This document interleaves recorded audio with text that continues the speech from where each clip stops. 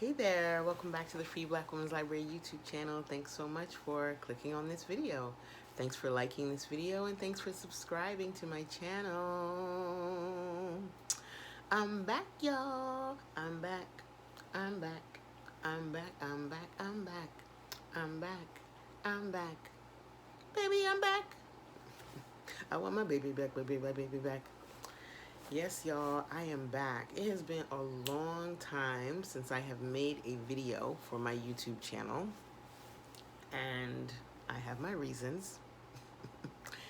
Those of you who are members of my Patreon family know a lot of those reasons, so thank you for hanging in with me and holding me down during these rough and tough times.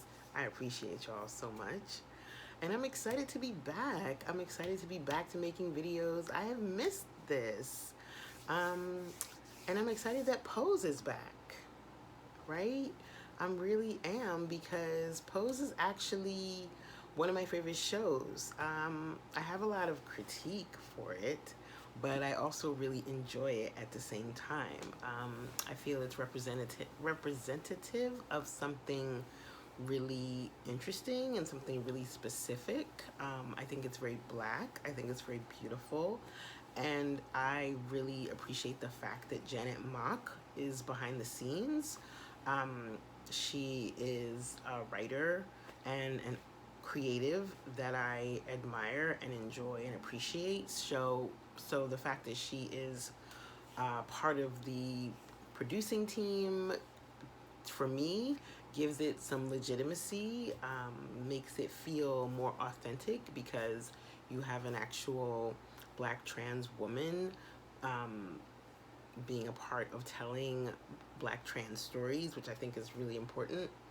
And, you know, usually the stuff that I feel passionate about has this kind of common thread where it's either a Black woman behind the scenes, or it's something that's based on a Black woman's writing, Black woman director, Black woman screenwriter, producer. So Pose definitely qualifies for that. And outside of that, I just really appreciate the show. I love the music, I love the fashion, I love the set design.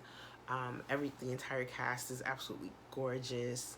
And I love some of the themes that are explored in the show, especially the concept of like chosen family and the idea of having these outliers who, you know, find each other and come together and build a community and build family, because the world is trash and people won't accept them as who they are, or the world rejects them flat out. The world abuses them. So they come together to keep each other space and give each other to give each other space, to give each other a safe space. They come together to give each other support.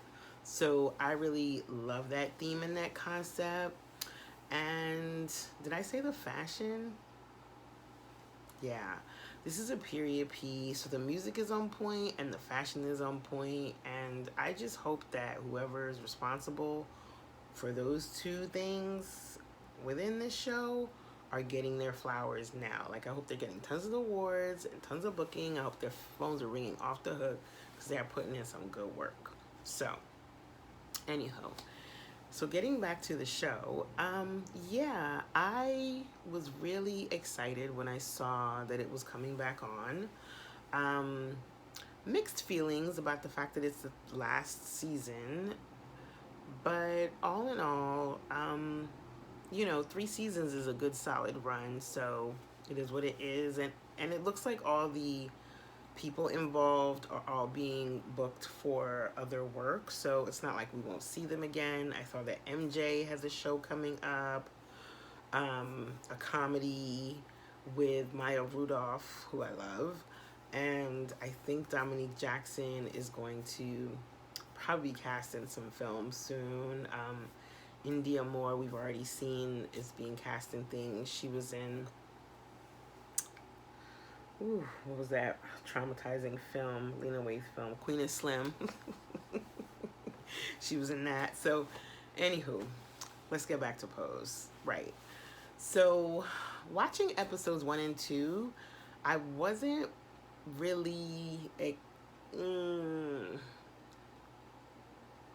I was kind of like, okay, that was fine.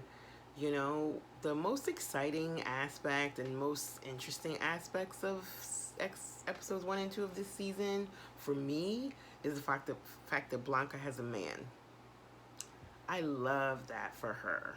Okay, Blanca's got a man at home. Is that how the song goes? I love the fact that Blanca has a man now.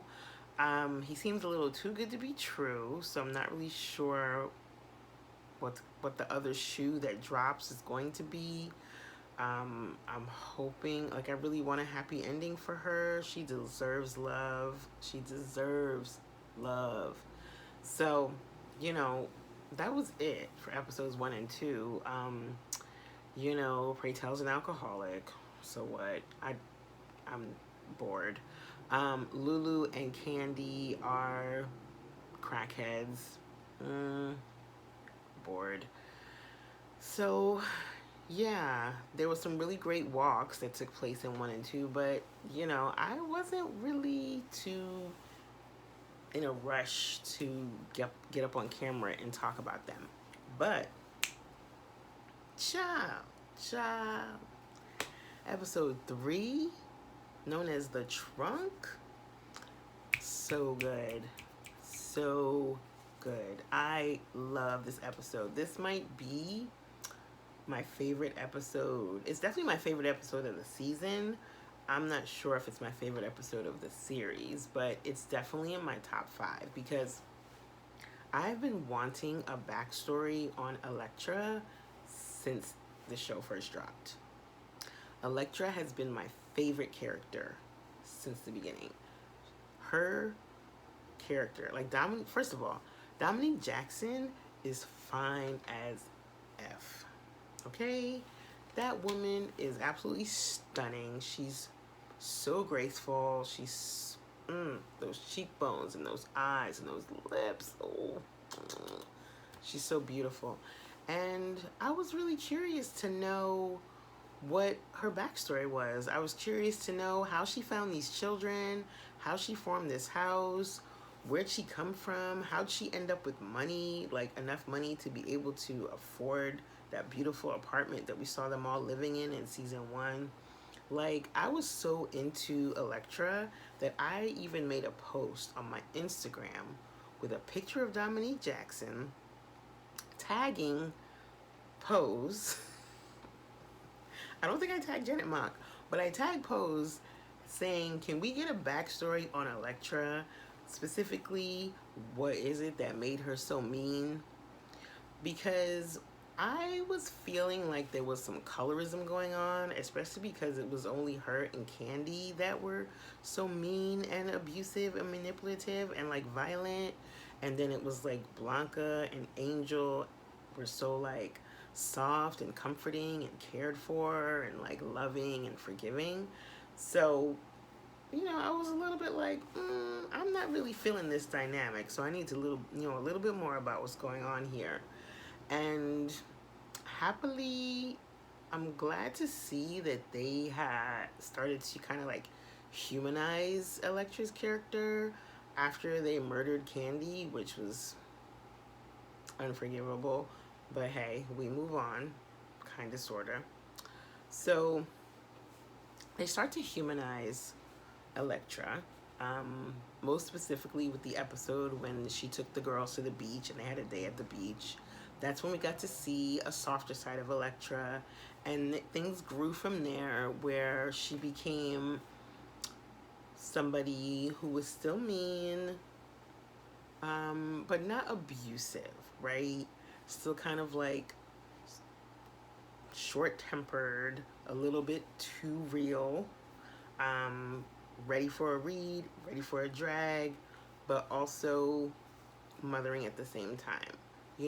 So Elektra became a woman who keeps it real as opposed to being like an abusive narcissist. And we've seen this character in other TV shows. We've seen this black woman character in other shows, and she's often dark-skinned. She often lacks empathy. She doesn't care about anyone but herself. She doesn't take the time out to like learn people's names, respect people. She's just a mess, right? Like we think about like Tony in Girlfriends, right? Or we think about like Maxine in Living Single, who I love. Like I love Maxine, but she kind of felt like a version of that character at some point. So, we see it all throughout movies and films, and it's something that we see in women characters in general, but it's especially a little bit when we see it embodied by a dark-skinned black woman, and that dark-skinned black woman is propped up against other lighter-skinned women, right?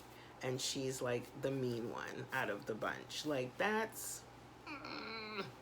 so. Anywho, flash forward to episode 3, we get our backstory.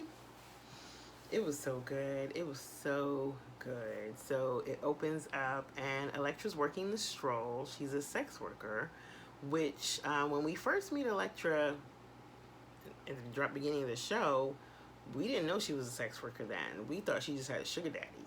So I thought that was interesting. And she's young. She's still living at home with her mom. And she ends up getting locked out of her friend's house, so she can't change clothes. So she just goes home in her street clothes, right? Her street sex worker outfit. And mom is up. Mom is up, sitting in the dark, and she tries to like sneak in, and mom is like, Dwayne, what are you wearing? So now we know that Electra's dead name is Dwayne. And she says, it's Halston. Mom drags her down the steps. They have a tussle. They have a back and forth. It's really intense. It's really sad. It's really, so hard to watch. It's mom and daughter, but mom doesn't want to accept her daughter as she is, right? And there's an interesting little moment that happens here where we get to see an illustration of the differences between gender and sexuality, because mom is like, calls Electra like a cross-dressing homosexual. And Electra's like, I'm not a cross-dresser and I'm not homosexual. Like, I'm not a gay man, I'm a woman, okay? And mom looks at her like, the fuck? Like, the acting of the mom was so good. Like, her facial expressions, she nailed it. So Electra's like, you know what? I'm done. I'm out of here. I don't take abuse on the street, so why would I take it at home? I'm just going to get my things and leave. So she runs up to her room, opens up the trunk, the infamous trunk that the episode is named after, and she's like, I'm going to pack up my things. And mom was like, you can leave, but you ain't taking none of this. And Electra starts crying like, these are all the things I worked for. Like, in the trunk are all her like high-end merchandise, furs, jewelry, all the little things that Electra has either mopped or bought with the money she's made from working the streets. It's her stuff, mommy. Give her stuff. But mommy's like, no, you can leave with the clothes on your back, and that's it. Everything in this house belongs to me. So keep in mind, Electra wasn't necessarily kicked out of the house. She chose to leave, but the fact that her mom kicked her out with no sense of like money or just like something that would help her to survive while she was out there, to buy food, to find a place to live, like, she just put her out. And I was trying to figure out the math of how old Electra was at this time, because the year is 1978. So I don't know. The only person whose age we really found out in this episode was Angel, who was 16 when Electra found her. But either way, she leaves, and, we get the cold open, and then we see grown-ass Electra. It's now the 1980s, and she's walking down the street looking stunning in this white pants, white hat. She walks over to this building and gets buzzes in. 2 cops, obviously they're cops, you can tell by the way they're dressed. They're sitting there, they're looking, and they watch her. She sees them, they see her. She goes inside the building, and I don't know what it was. I think it was the layout, but as soon as she walked in, I was like, oh, phone sex. Now, I'll be totally transparent.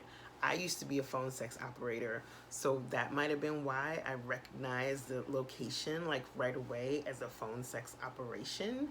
And it looks like Electra's in charge. So, you know, your girl always got a hustle going on. She always got a way to make some money, and she's figured out a whole new hustle. She's figured out that phone sex is the wave of the future. And I remember when phone sex was popping, okay? It was a really good way for me to make money at one point. So, anywho, so she's there. She checks her messages. She gets a message from Lulu, who's not dead in a ditch somewhere. It's like, okay, girl, I'm bored. Like, I'm bored with Lulu being a crackhead storyline. Like, I need something else. When she was trying to be an accountant, that was interesting. You know, even her being a stripper is more interesting than her being like a freaking crackhead. All right, but anywho, enough of that. So, this is one of my favorite scenes because the cops come in and she says, I didn't know that we were having new workers arrive today or something. Like, girl, you know that those were cops. Why are you trying to be funny? Oh, that was hilarious. You know, and they were like, we're not here to work. We're here to interrogate you. We're cops. And beautiful Electra with her perfect diction, I've committed no crime. So they're like, okay, well, let's go down to the station and talk. So Electra goes with them. She doesn't want to make a fuss, which is fine because it's like one of those things where it's like, oh, we can send someone to tear this place up. She probably felt like it would just be easier to go along with them, answer their questions. But I don't know. I would have said, don't go with them, girl. But either way, she goes with them. They start interrogating her about what do you know about the mob. And they're talking about Rudy Giuliani being like a dog with a bone. Shade. And, you know, what do you know? Like, tell us what you know. And Electra's like, I watch Goodfellas. That's all I got. And they're like, okay, if you don't want to cooperate, we'll send somebody to check your house with a search warrant, and whatever's found there will be part of what we can use against you. Well, that wakes Electra up like, oh shit. Homeboy in the trunk is in my closet. That's all I need is for these people to find a dead white man in a trunk in my closet. I'm a black trans woman, sex worker, dark skin, like, so she's like, okay, can I call my lawyer? And then she goes to the